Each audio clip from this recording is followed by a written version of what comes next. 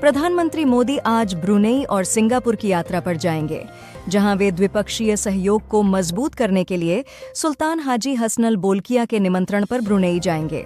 UK ने Gaza संघर्ष के बीच 30 हथियार निर्यात लाइसेंस इजराइल को रोक दिए हैं, यह कहते हुए कि इन हथियारों का उपयोग अंतर्राष्ट्रीय मानवीय कानून के गंभीर उल्लंघनों में हो सकता है।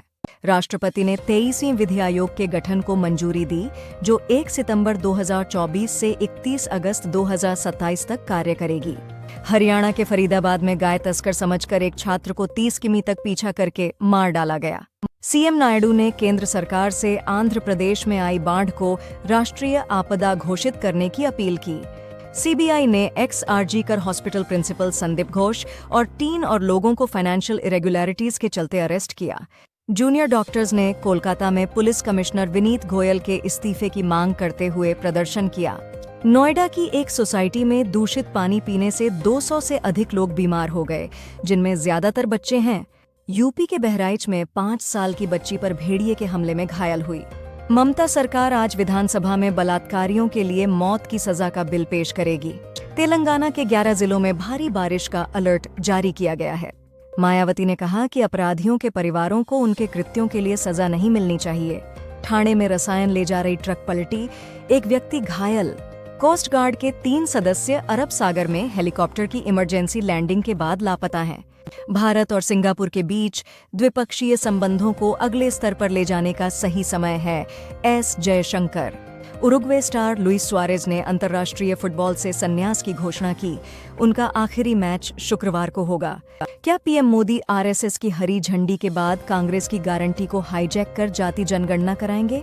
जयराम। दीपिका पादुकोण और रणवीर सिंह जुड़वा बच्चों की उम्मीद में हैं। उनके मैटरनिटी फोटोशूट ने फैंस के बीच अटकलें बढ़ा दी हैं। टेनिस यूएस ओपन में जानिक सिनर का मुकाबला दानिल मेदवेदेव से होगा, जबकि इग्गा स्वियातेक क्वार्टर फाइनल में पहुंच गई हैं। बोपन्ना सुत्जियादी की जोड़ी यूएस ओपन मिश्रित युगल सेमीफाइनल में पहुंची। गुजरात के पोरबंदर तट के पास कोस्ट गार्ड हेलीकॉप्टर समुद्र में क्रैश हुआ, 3 क्रू मेंबर लापता। हरियाणा के जींद में एक ट्रक ने भक्तों से भरे वाहन को टक्कर मारी, जिसमें 8 लोग मारे गए और 10 घायल हो गए। मणिपुर के मुख्यमंत्री बीरेन सिंह ने ड्रोन बमबारी को आतंकवाद का कृत्य बताते हुए कड़ी निंदा की। नेटफ्लिक्स इंडिया की कंटेंट हेड मोनिका शेरगिल ने IC-814 हाईजैक पर बनी वेब सीरीज को लेकर सूचना और प्रसारण मंत्रालय के संयुक्त सचिव से मुलाकात की। रूस के राष्ट्रपति पुतिन ने अंतर्राष्ट्रीय गिरफ्तारी वारंट की परवाह किए बिना मंगोलिया का दौरा किया। कंगना रनौत ने वर्किंग क्लास हीरोज पर नई फिल्म भारत भाग्य विधाता की घोषणा की, जिसे मनोज तापड़िया निर्देशित करेंगे। स्वाति मालीवाल ने विभव कुमार की जमानत के बाद द्रौपदी वस्त्रहरण की छवि पोस्ट की। ममता बनर्जी सरकार आज पश्चिम बंगाल विधानसभा में एंटी रेप बिल पेश करेगी, जिसमें बलात्कार के दोषियों को मृत्युदंड का प्रावधान है। फैन मर्डर केस में सुपरस्टार दर्शन के खिलाफ चार्जशीट जल्द ही फाइल की जाएगी। शशि थरूर ने सरकार पर महत्वपूर्ण संसदीय समितियों की अध्यक्षता विपक्ष को न देने पर आलोचना की और इसे सरकार की असुरक्षा का प्रतीक बताया। Kolkata doctor rape murder case में पश्चिम बंगाल ऑर्थोपेडिक एसोसिएशन ने पूर्व RG Kar medical college principal Sandip Ghosh की सदस्यता समाप्त की।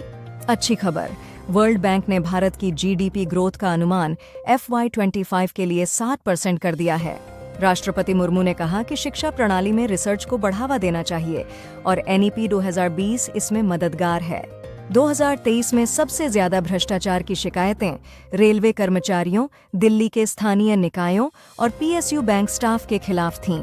छत्तीसगढ़ के दंतेवाड़ा में सुरक्षा बलों के साथ मुठभेड़ में 9 नक्सली मारे गए। ऑस्ट्रेलिया के कप्तान पैट कमिंस ने इंडिया के खिलाफ टेस्ट सीरीज को पिछली हार का बदला लेने का मौका बताया। खड़गे और राहुल ने AICC सचिवों और संयुक्त सचिवों के साथ बैठक कर पार्टी संगठन को मजबूत करने पर चर्चा की। लालू ने कहा कि विपक्ष बीजेपी और RSS नेताओं पर जाति जनगणना कराने के लिए दबाव डालेगा। छत्तीसगढ़ के बस्तर में सुरक्षा बलों के साथ मुठभेड़ में 9 माओवादी मारे गए। ममता बनर्जी ने एंटी रेप बिल अपराजिता को ऐतिहासिक बताया, जो महिलाओं के अधिकारों की लड़ाई के लिए है। यौन उत्पीड़न मामले में फिल्म निर्देशक रंजीत ने अग्रिम जमानत के लिए केरल हाई कोर्ट का दरवाजा खटखटाया। राहुल गांधी 4 सितंबर को जम्मू कश्मीर में 2 रैलियों के साथ कांग्रेस के चुनाव अभियान की शुरुआत करेंगे। पीएम मोदी ऐतिहासिक 2 दिवसीय दौरे पर ब्रुनेई पहुंचे। सीबीएसई ने राजस्थान और दिल्ली के 27 स्कूलों में अचानक निरीक्षण किया और डमी स्कूलों पर कार्रवाई की। बांग्लादेश ने पाकिस्तान को हराकर ऐतिहासिक टेस्ट सीरीज स्वीप हासिल किया। ईडी का आरोप है कि अमानतुल्लाह खान गंदे नकदी लेन देन में शामिल थे और जांच से बच रहे थे। पाकिस्तानी पहलवान अली असद को प्रदर्शन बढ़ाने वाली दवाओं के प्रयोग के कारण 4 साल के लिए प्रतिबंधित कर दिया गया और उनका कॉमनवेल्थ गेम्स का कांस्य पदक भी छीन लिया गया। प्रधानमंत्री मोदी ब्रुनेई के ऐतिहासिक दौरे पर पहुंचे। डीजीसीए ने गैर निर्धारित और सामान्य विमानन संचालन के लिए अनुपालन बोझ कम करने हेतु नियामक सुधार पेश किए हैं। IC 814 द कंदाहार हाईजैक विवाद के बीच नेटफ्लिक्स ने डिस्क्लेमर अपडेट करने और हाईजैकर्स के असली नामों का उल्लेख करने पर सहमति जताई। महबूबा मुफ्ती ने कहा कि बीजेपी के साथ कोई गठजोड़ नहीं होगा और चुनाव के बाद सरकार बनाने के लिए उनकी पार्टी का शामिल होना जरूरी है। संदीप घोष, पूर्व प्रिंसिपल RG कर हॉस्पिटल को वित्तीय अनियमितताओं के मामले में 8 दिन की CBI हिरासत में भेजा गया। कर्नाटक ने इस साल 25 SARS और 8 डेंगू मामलों के बाद इसे महामारी घोषित किया। रूस की मिसाइल हमले में यूक्रेन के पोल्टावा शहर में 41 लोगों की मौत और 180 लोग घायल हुए। रक्षा मंत्री राजनाथ सिंह की अध्यक्षता में DAC ने 1.45 लाख करोड़ रुपए की 10 पूंजीगत अधिग्रहण प्रस्तावों को मंजूरी दी, जिसमें 99% स्वदेशी स्रोतों से हैं।